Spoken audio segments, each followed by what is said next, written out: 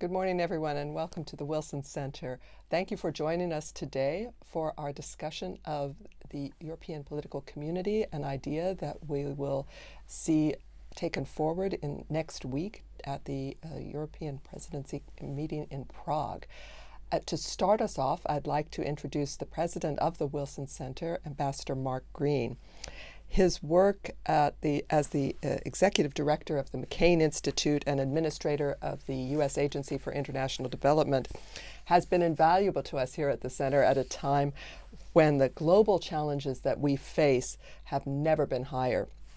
As ambassador to Tanzania from 2007 to early 2009, he knows firsthand how policy translates into progress on the ground.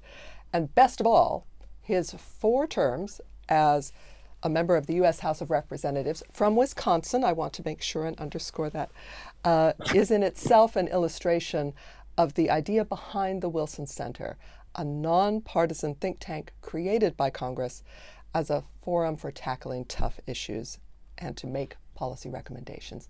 Ambassador Green, I'm going to hand it over to you. Great. Thanks, Robin. Yes, and Green Bay may not be Hollywood, but we think we're pretty important, at least on Sunday afternoons for a few hours. How about that during football season? So thanks, Robin. And today we are honored to host Ambassador Etienne, albeit virtually, here at the Wilson Center. As Robin alluded to, Congress established the Wilson Center some 5 decades ago for the purpose, in their words, of strengthening the fruitful relation between the world of learning and the world of public affairs. And while many centers in Washington and elsewhere deal in data information, Congress directed us to go further into scholarship and learning. And so that really means that our currency is knowledge, our focus is independent analysis, and our purpose is developing options and recommendations that decision makers can believe in. And we are fiercely nonpartisan. It's this foundation that gives us the platform to host important discussions like the one today. And it's a very interesting and timely discussion. On May 9th of this year, President Macron proposed a new community, the European political community. The content around this proposal back then was deliberately vague, but an outline has begun to emerge. And now, 1 week before the gathering of potential members in Prague on October 6th, we're all hoping to learn more details. The central issue here is to what degree the 27 members of the European Union wish to be integrated going forward, and the varied means by which neighboring nations may join in a democratic and free Europe. Could the EPC be an alternative to full EU membership? If so, what are the consequences? Whether or not this creates 2 classes of European members and countries. These are just a few of the questions that we hope to explore today. They're fundamental questions and ones that will shape so much in coming years.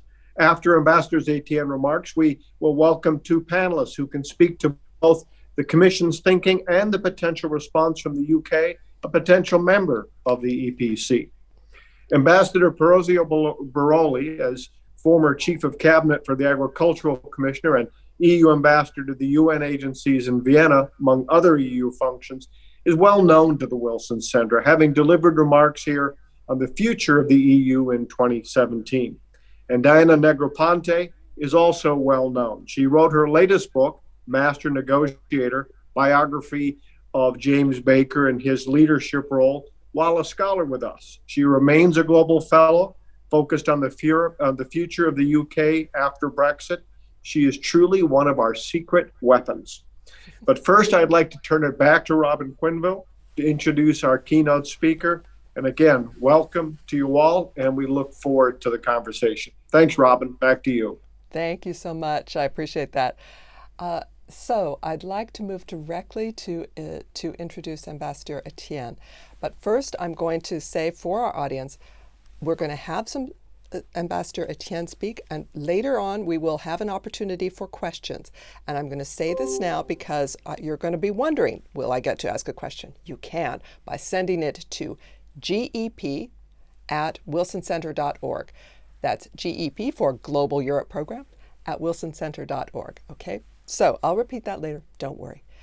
Now, Ambassador Etienne, thank you so much for joining us. For the audience, He is France's ambassador to the United States. His diplomatic postings spanned Europe, from Moscow to Belgrade to Brussels, of course.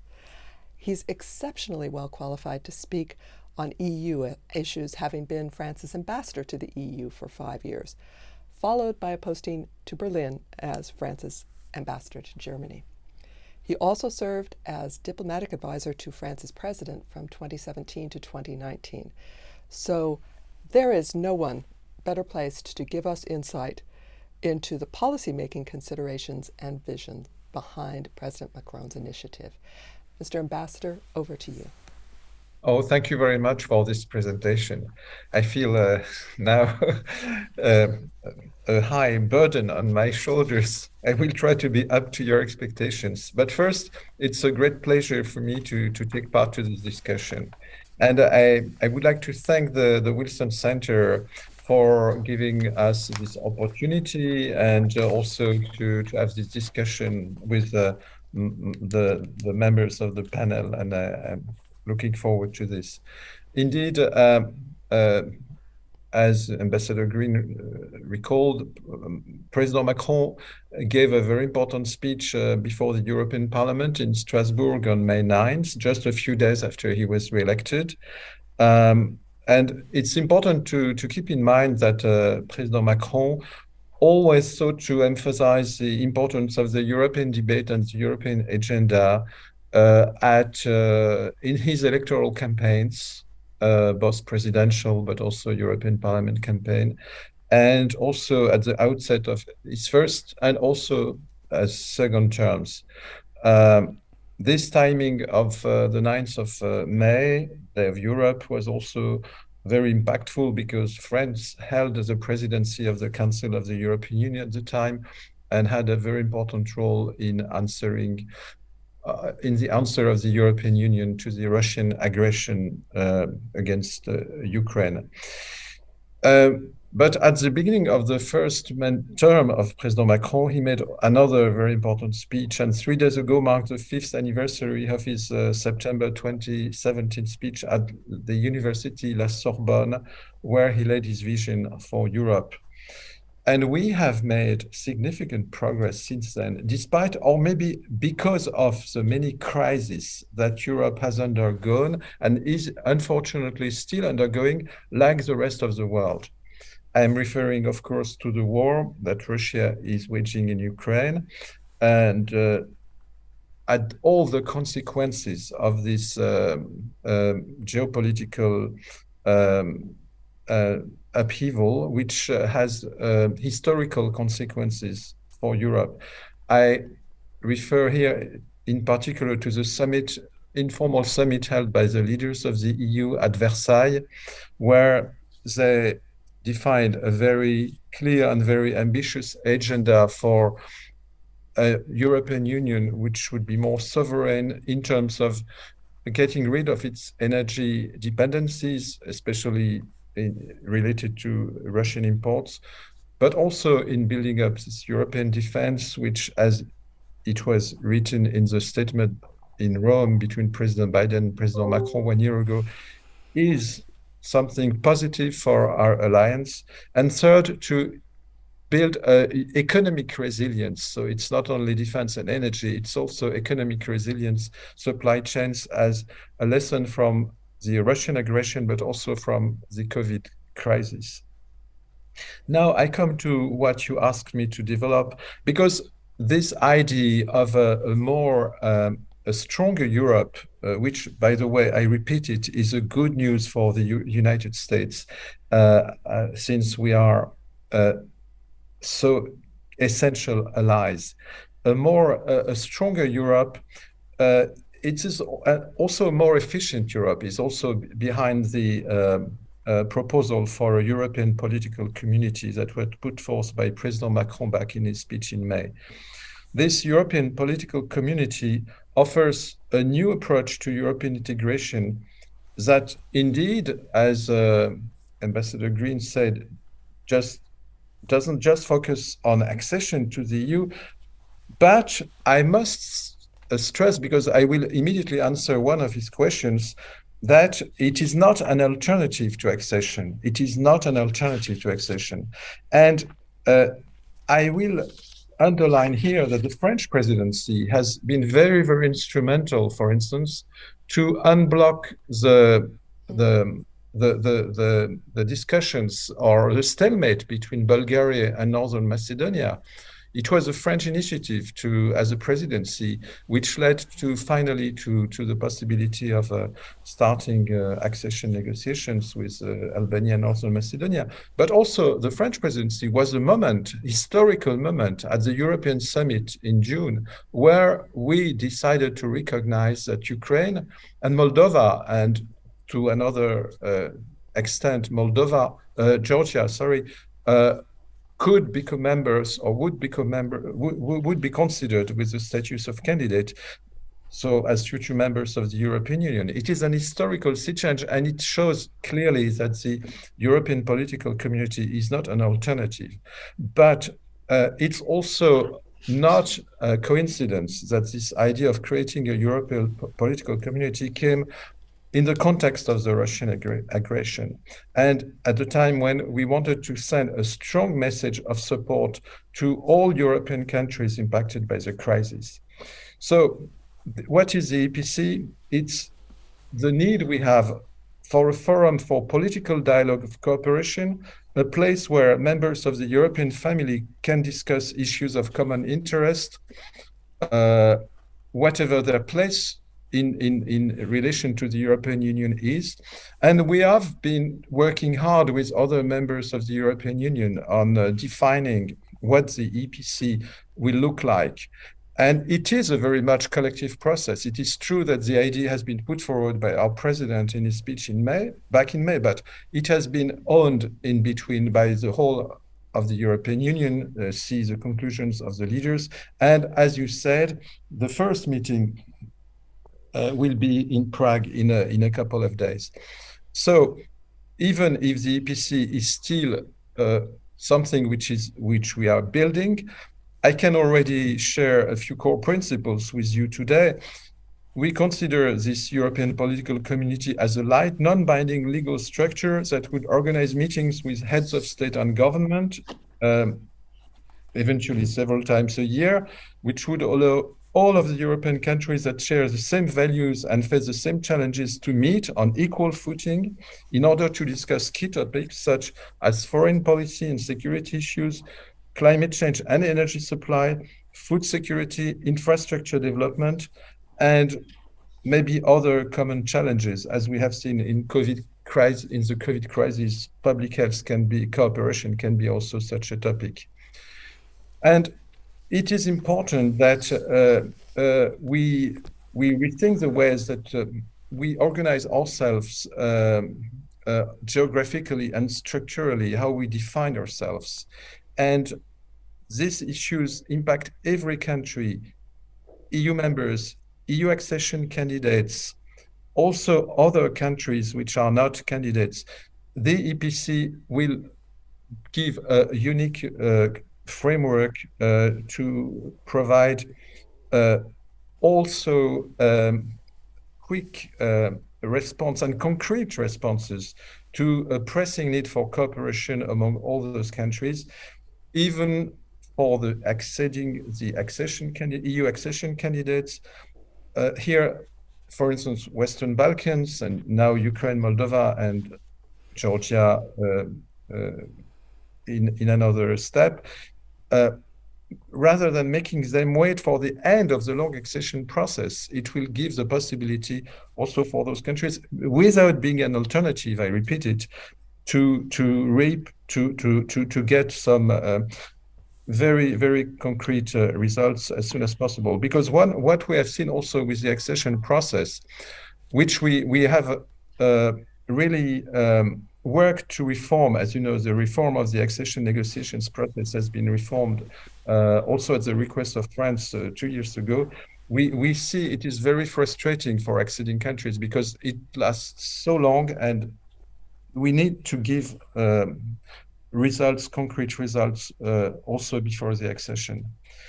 Of course, again, it's not only for those countries, it's also for us an added value for countries that are not or not anymore in the EU.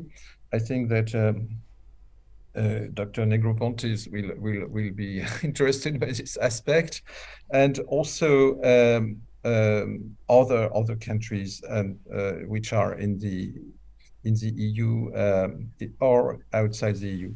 So I don't want to be longer to make it possible to have time for the discussion. Obviously, next Thursday meeting of European leaders in Prague will be a perfect opportunity for starting this dialogue and for discussing in very important fields, such as those I mentioned already, at the level of the leaders, the building up of this new framework, which is really important right now, some weeks, while Ukraine is fighting courageously against the Russian aggression, and while we feel all the historical consequences of what's happening right now in Europe and in the world. Thank you very much. Thank you so much, Ambassador.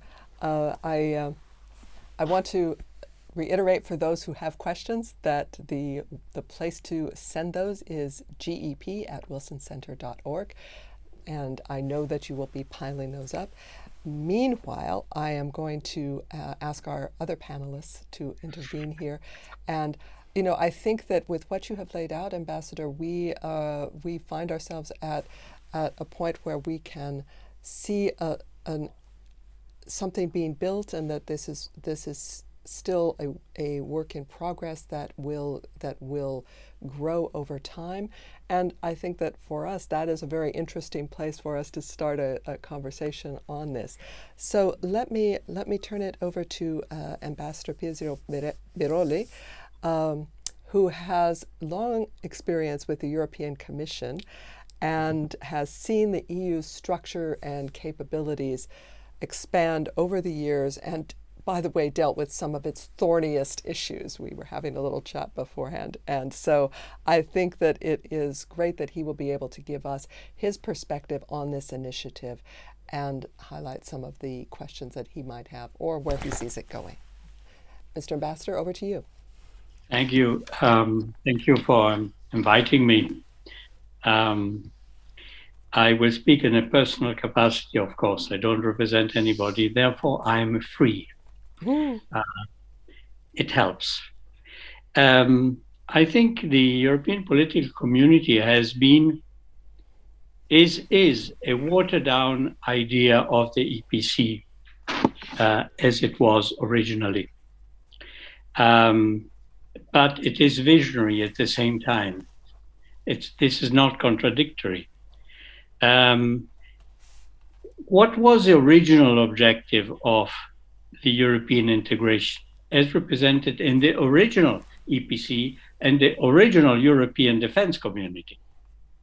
It was political and defense.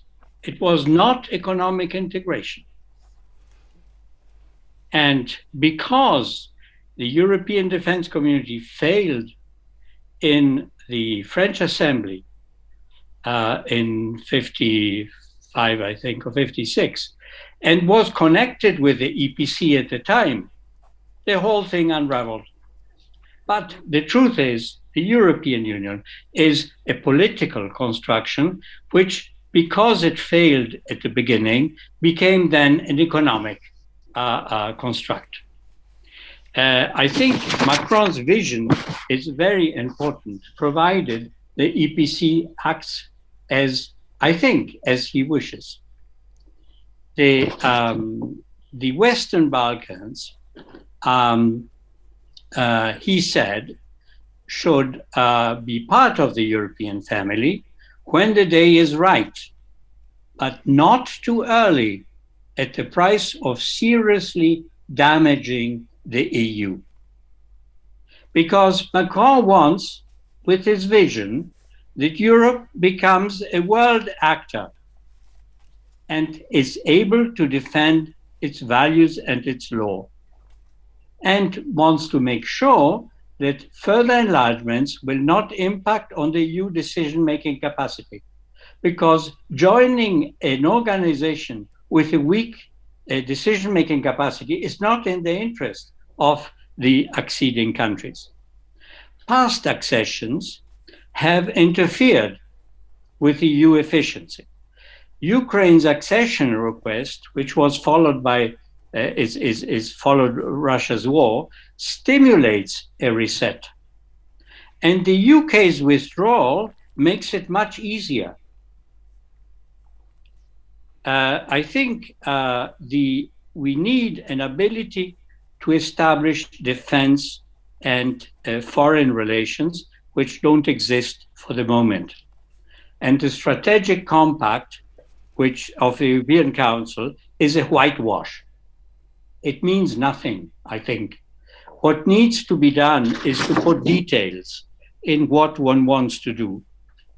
And I think the larger number of European members is a great risk that the use of veto will then block the community entirely and leave it as a pure trading bloc. So one needs to make sure that there will be appropriate institutional reforms before the accession to make sure that the acceding countries enter into a very worthwhile organizations. But that doesn't mean it means that one has to avoid the mistakes which were made previously. Instead of the previous enlargements were purely legalistic exercises on the so-called acquis communautaire, instead of thinking in institutional terms.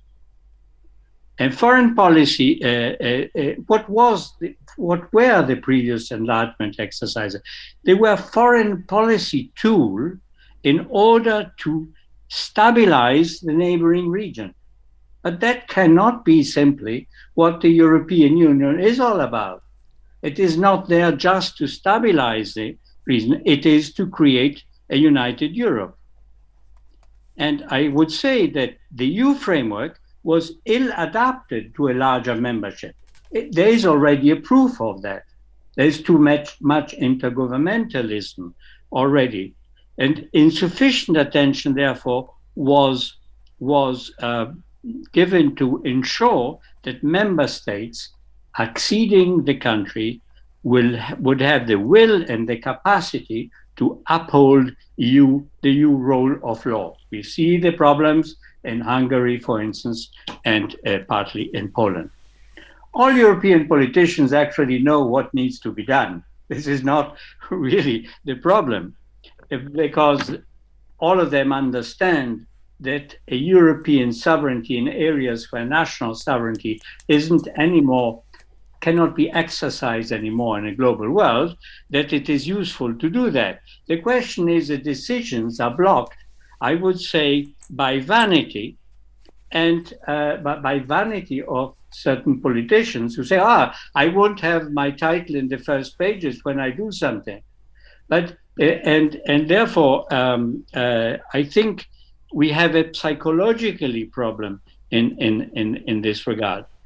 But we have also had more and more intergovernmentalism, which means that the European Council and the Council of Ministers, as intergovernmental bodies, and by excluding the directly elected European Parliament from fully exercising its legislative and control powers. So we do already have a problem, and we have to think how to solve these problems before the enlargement takes place. Now, let me come to the EPC. I think it's a brilliant idea. By the way, for me, Macron is a pace setter of European integration. It is the only visionary today among the heads of state and government in Europe. So the EPC is not, as the ambassador Etienne rightly said, is not a precondition for accession negotiations, but it must serve to prepare current and future members to make the EU fit for enlargement, help assess that all new candidates accept the objectives of the EU. The British never accepted the objective of a political union, but that was part of the treaty, and yet they signed it up. You know, I mean, we cannot continue this sort of, well, superficial way. EU integration can do a lot, I think, to promote stability in the Western Balkans. And also, I would say, I hope that it will do a lot to help them, insert them in a security discussion. I hope the EPC will not be a duplication of things which are already done. The duplication for accession negotiations, for instance. The accession negotiation is nothing special. It's just accepting all the acquis. So, and we don't need a special meeting for that. But I would say that the EPC must somehow try to be different. And for the EPC, I think security is the key. The key in Europe is the incapacity of the EU to have a foreign and defense policy, and therefore the difficulties of establishing a European security structure. There are fears, of course, in the US notably, that the EPC will duplicate NATO or the OSCE. But I would say America has had misgivings with the European pillar, which might risk to reduce its power within NATO. But there's no reason for that. The NATO has protected its members very well and will continue to do so. And it should not be hindered by the creation of a European defense policy and the birth of a European military-industrial complex sufficient to lobby for adequate European defense budgets. Don't believe that in a democracy, if you have a European industrial military complex in the US that provides for support for a lot of defense expenditure, if Europe doesn't have this complex, there will not be the support for this expenditure. And as the US rightly wants us to do more for NATO, well, we need also to have the possibility and the structure to do so. Now, NATO countries, I would say, are the right instrument for the NATO itself to help Ukraine defend its borders, but it's not the right instrument to solve the Ukraine crisis. As a defensive organization involving non-European countries, NATO is unsuited to negotiate and negotiate a European security architecture. It is suited to support, and it is essential to support, a defense alliance. Without the US, the defense alliance doesn't exist because Europeans don't exist today in defense, apart from France, but I mean, in a way. So I would say the problem is, why isn't it suited to a European security architecture? Due to the superpower rivalries, and due to its founding act, which is a unilateral decision, and the fact that it wants to promote liberal democracy. The problem is, if you want to establish a European security structure beyond the EU, of course, you cannot start saying you have all to become liberals. You know, you can't say to the Russians, well, we want a security structure provided you adopt our system. Now, a new full EU membership before 2030, I think, is difficult, but it depends on European institutional reform. If that can be achieved, the accession can take time. And I would say, meanwhile, as long as it doesn't take a place, then partial steps could be done. A customs union, a single market, structural funds. The question is, as long as we haven't agreed about, I would say, a European, strong European system, I think enlarging completely would be a mistake. And so I would say the last thing is that the time has come to lay down the broad outlines of a security plan. And I hope that in order to be complementary with what is already happening, and this includes energy, by the way, but a European security plan, that in fact the EPC will at the end turn out to be the instrument putting the most the priority on this.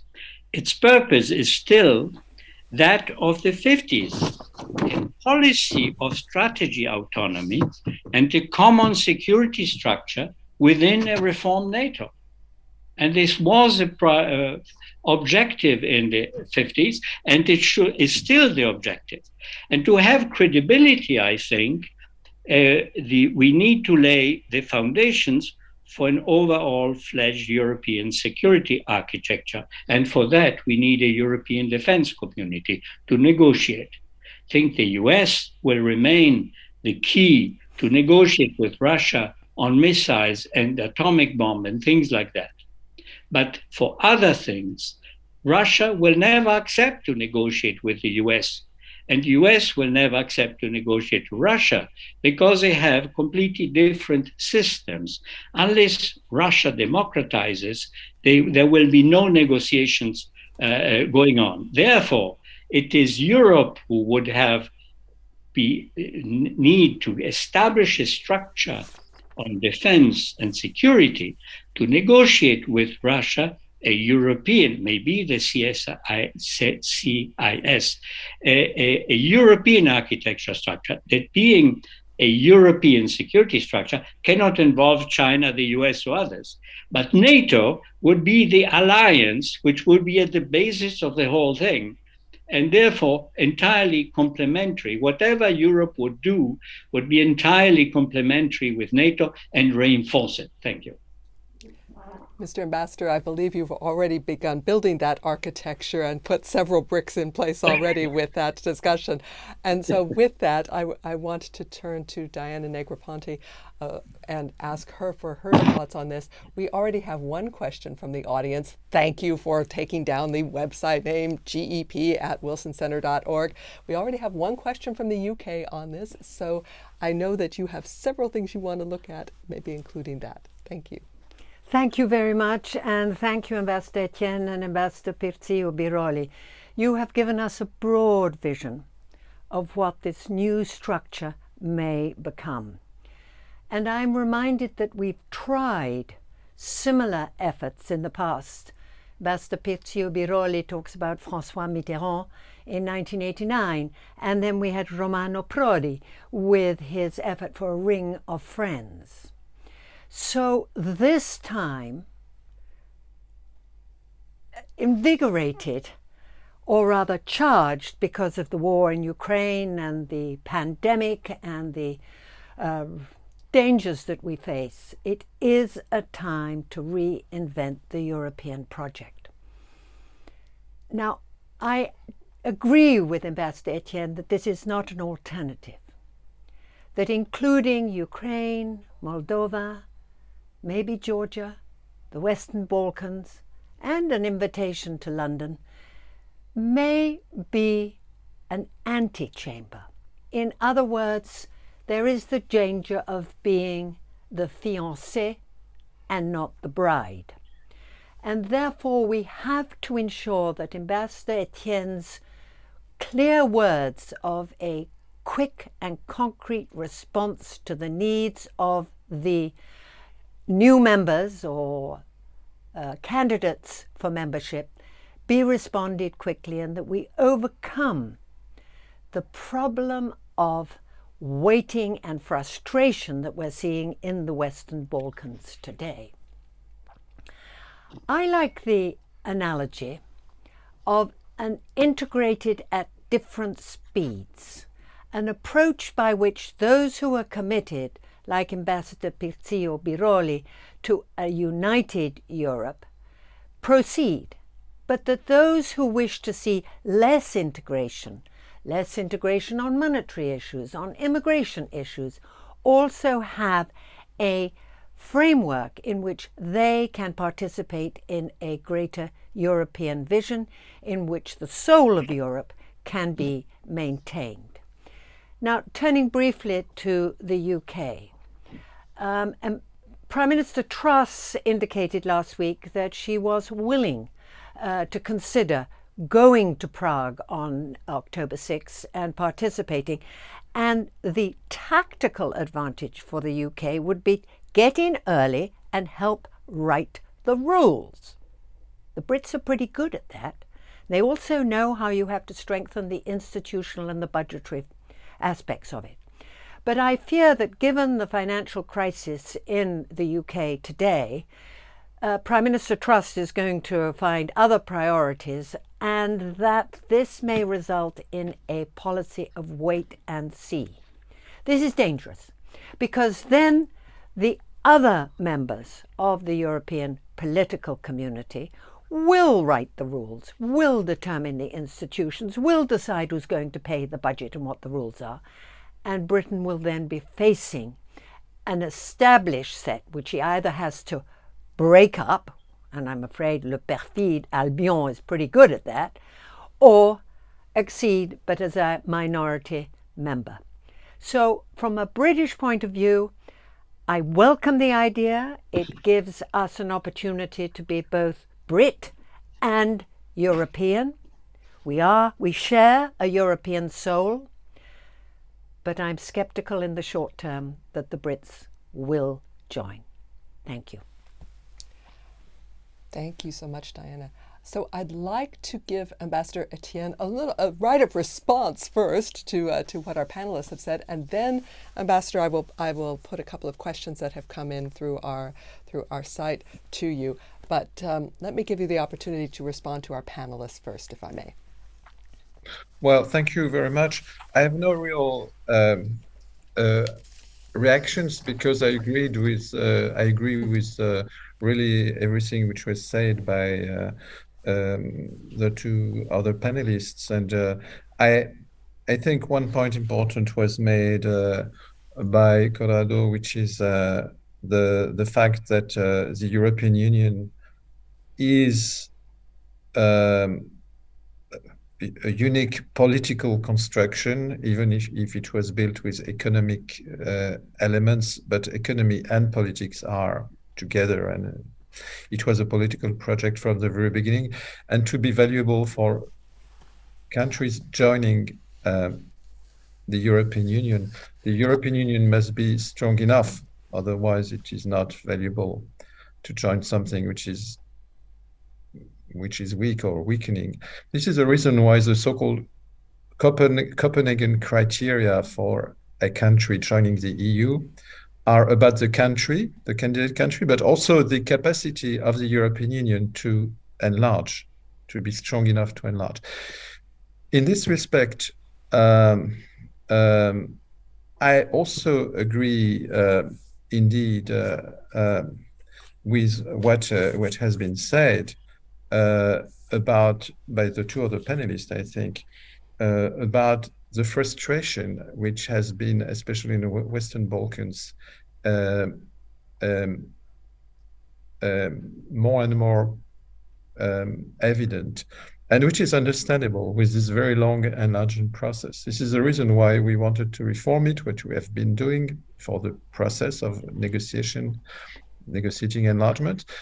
But also, we think that the European political community, which, by the way, will not only be the EU and candidate countries, as we've seen, but will allow concrete work and concrete results for the candidate countries before their accession. And you see a lot of ideas also coming from the Western Balkan countries, by the way, on how we can organize this. especially in fields like infrastructures, economy, but also security and foreign policy. So this is really, really important. And I think that we will see, of course, later how it works. But we have here, contrary to probably the ideas of ring of countries, of confederation, were maybe premature, I don't know, but now we feel that this idea of this community is really something which is needed. And I think the reaction, and I hope, of course, Diana, that also the UK will be there. I understand what you said, but we are really willing to work with all countries invited in Prague to work together on this on an equal footing to build this European political community with this because we share, even countries which are not or not yet or not anymore in the EU, we share a considerable amount of values, especially in this world, with our American allies, of course, on facing the challenges we face, especially after the Russian invasion. And as also Ambassador Pizzoli said, the US, and I said also, that it's everything which can strengthen the European pillar of this alliance is also very important and also very good for the US. Thank you, Mr. Ambassador. I'm going to continue a little bit on the UK theme because one of our first questions comes from Professor Derek Wyatt in Oxford, and I will read it out to you.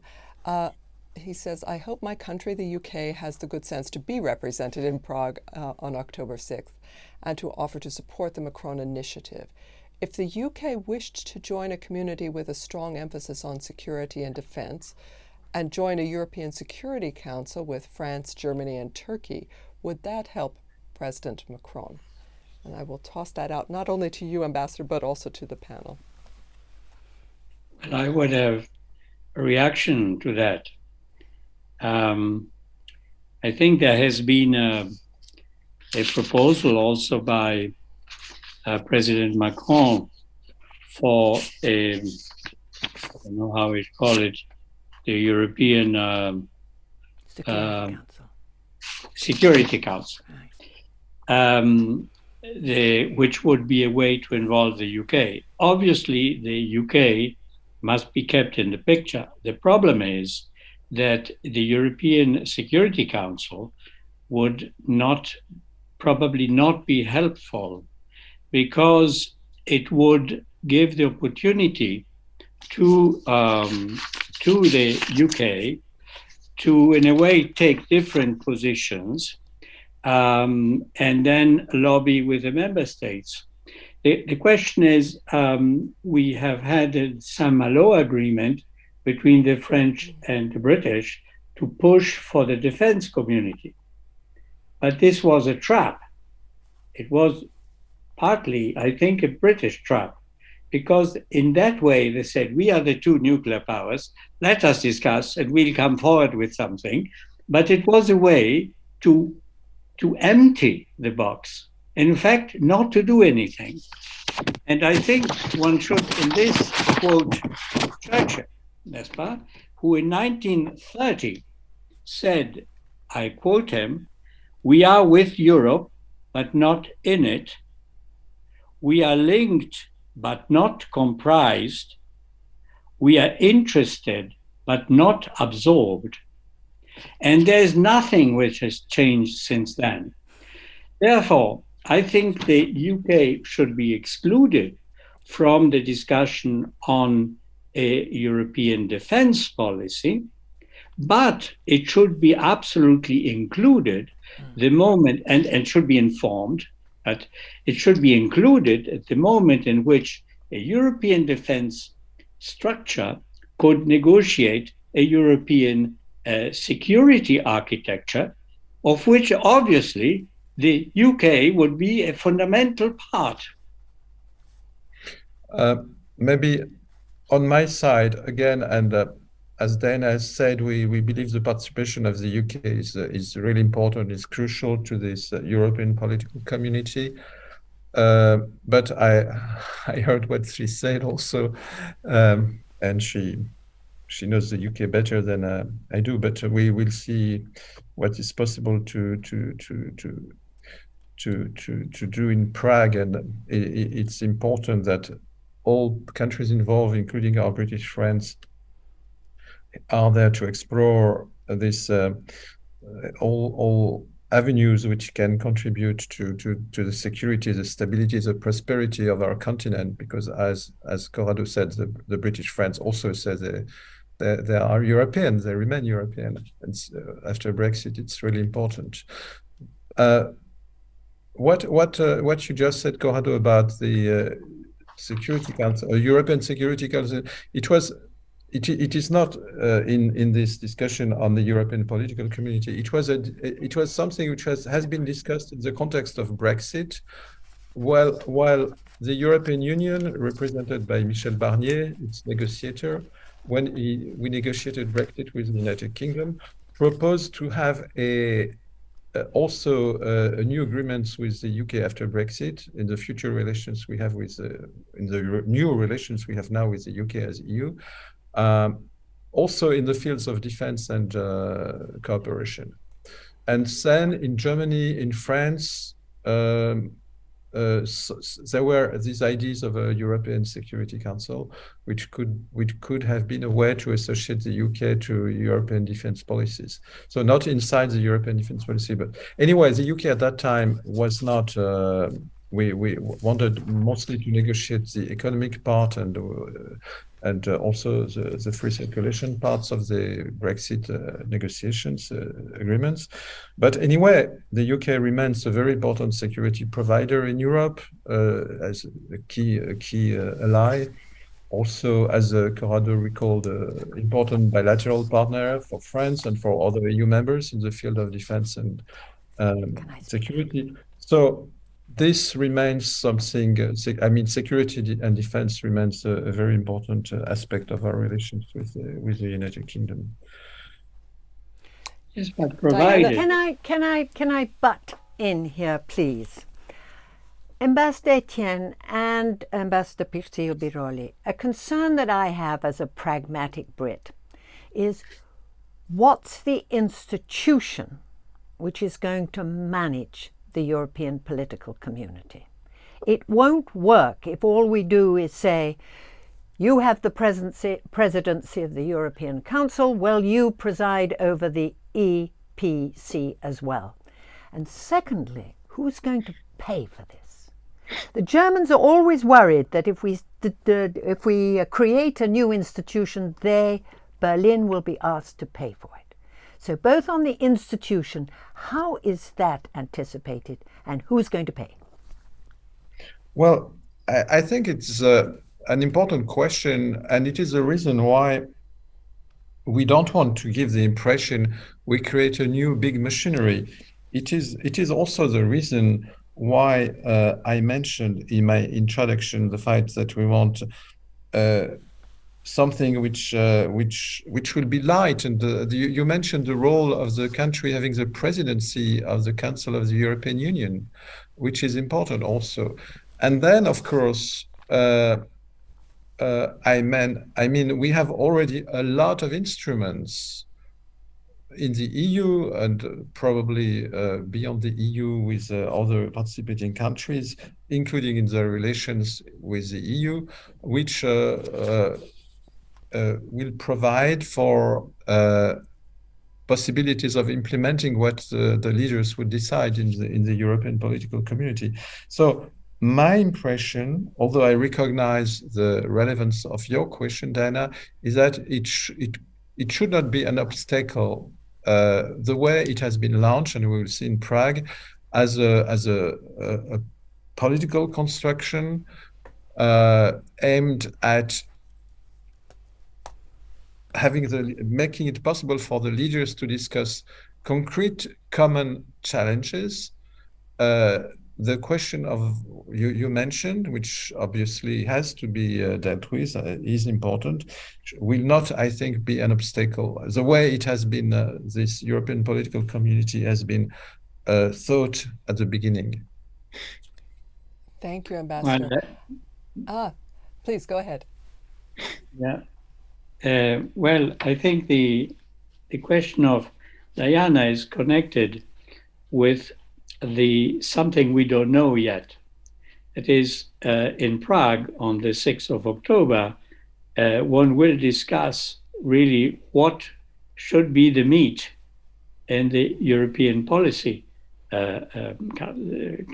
community, because that is not that clear. And I think Macron was right not to try to predefine it. Otherwise, by the way, he wouldn't have got the unanimity of the Council. So this is something, an issue, a question in the making, and we must see where it goes. And I don't think the financing is a problem. The problem would be, as Diana says, institutional. I mean, one should not create a new institution. What we need to do in this context is a double act. One is to reduce the frustrations in the Western Balkans by allowing them, bringing them in the discussion on the future. Because after all, what Europe has already done is their key. They will have to accept it, even though they may not always be convinced about every detail, but they will accept it. So the question is, what should we be doing in the future? Would we be ready to accept a Balkan country which doesn't agree with for instance, with a European security structure, which goes beyond what has already been done? In which case, I don't think it should come in. If it would just sign up that, well, we intend to do something, but is not interested, well, frankly, we would have an additional obstacle. So one is to reduce the frustrations of the West Balkans. The other one is connected with the European reform itself. That is, we need to reduce the frustrations of our citizens, because the vetocracy mainly affects the direct interest of the citizens. This is where the governments have difficulties in agreeing. For instance, the citizenship, the taxation, the justice, energy, social and environmental policy, and internal and external security. These are all issues where, in a way, either vetocracy or the need for consensus block things. And these are all issues directly interesting for our citizens.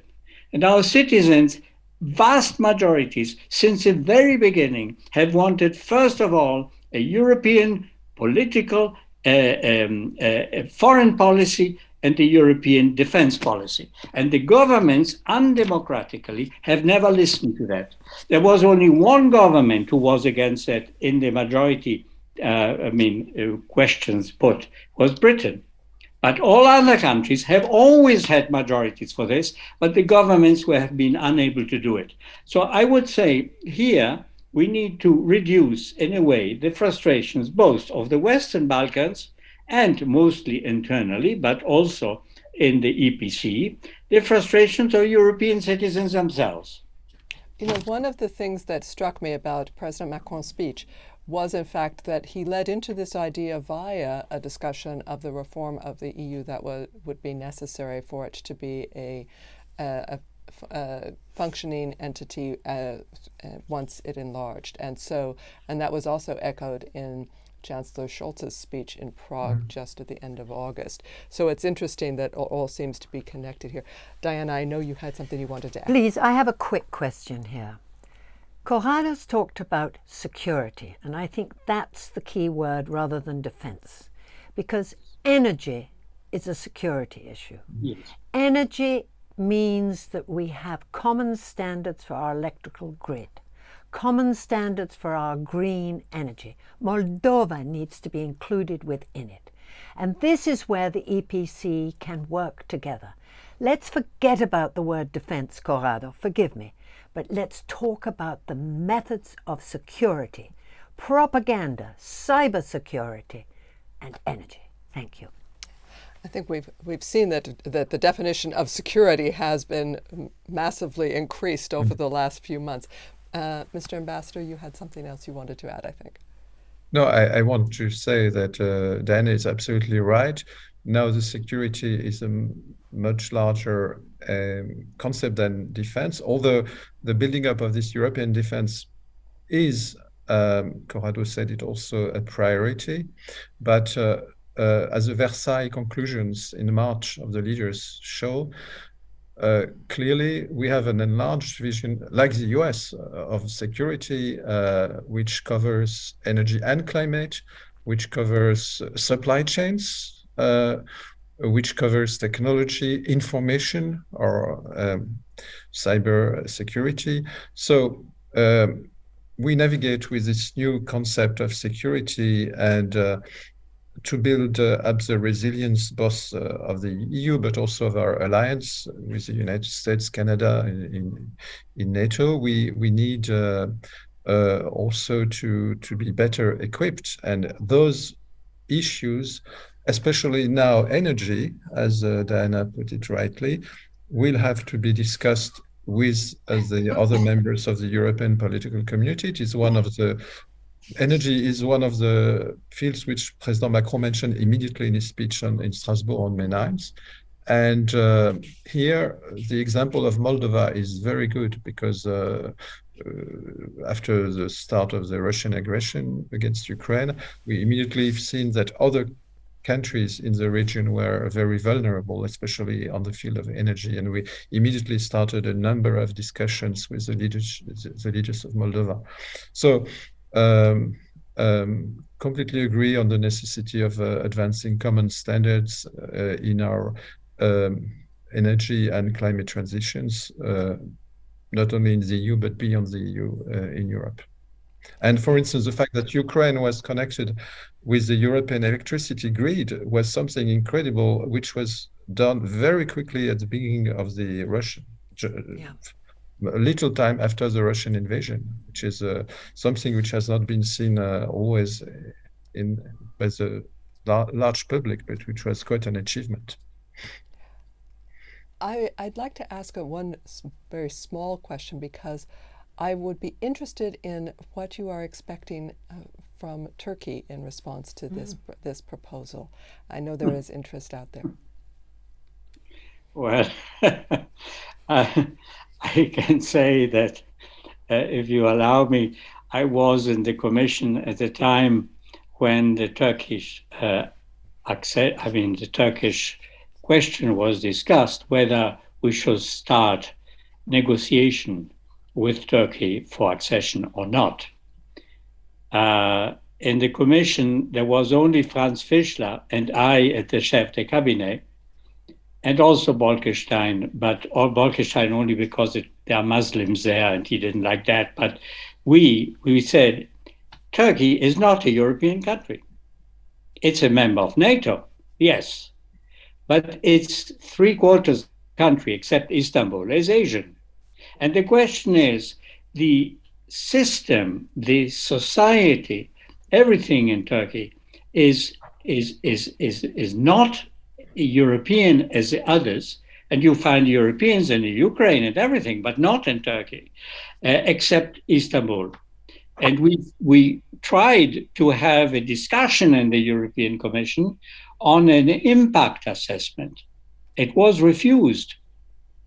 Prodi refused the discussion. Why? First, he accepted with Fischler to discuss the Turkish question before the services would work on it and make the report. This is normal in the Commission. For different issues, you don't let the bureaucrats to decide to propose what should be done. It's a Commission who has to tell them in what direction wants to go. Well, Prodi said to Fischler, yes, I accept. We will have a discussion in the Commission before Verheugen has his services preparing a report. What happens then? Verheugen went to Prodi and said, no, I don't want to have a prior discussion. And Prodi, an Italian like me, was, I've promised one thing to another, one to another. He didn't know what to do. So what did he do? On the 14th of July, National Day in France, of 2004, he put the Turkey on the agenda under miscellaneous without mentioning it, so that the journalists would not know that we had been discussing it. And with Fischler, I proposed to have questions put to the Commission to be answered. And Prodi and Verheugen refused, because in Germany, the Turks anyway vote socialist. So the 3 million Turks. So you see, there are things which happened here, and the Americans had an enormous pressure on the Commission that we should go ahead with this. And we were so pissed off that we postponed it by 1 year. But anyway, at the end, this negotiation was started. And we said it will fail. The negotiation will fail. There's no chance for it. And what is happening? It's not only some of our countries which will veto any accession, like France and, for instance, and Austria, but it's also a fact that Turkey itself doesn't want it anymore, because they are thinking about, it's a Eastern dream. Will I be with my Turkish-speaking peoples in Asia, or will I be with the Europeans? And they themselves have always been undecided in their history on which one to win. So to take them in would be the end of the European Union. Yeah, Well, Corrado, thank you. but we are still glad that Turkey has been invited to Prague. This is since but we that's discussed. And with that, Yes. I'm going to have to wrap us up, And, because really- I know we could go into even more discussion here, but we have reached the limit of our capacity to continue doing this through our system. I want to thank all of you very much, Ambassador Etienne, for giving us your insight into this. We will be much better prepared to look at the developments next week in Prague. So we thank you very much for that. And to our 2 panelists, Ambassador Corrado Perosi, thank you so much. And to Diana, thank you as ever. You truly are Global Europe's secret weapon. So I say it aloud and echo Ambassador Green. Thank you all for joining us. Thank you to our audience for sending in questions. And we hope you've enjoyed this. We will hope you also tune into future Global Europe programs. Thank you all very much indeed. Thank you. Thank you you. very much. Thank you. Bye. Bye-bye. Ciao.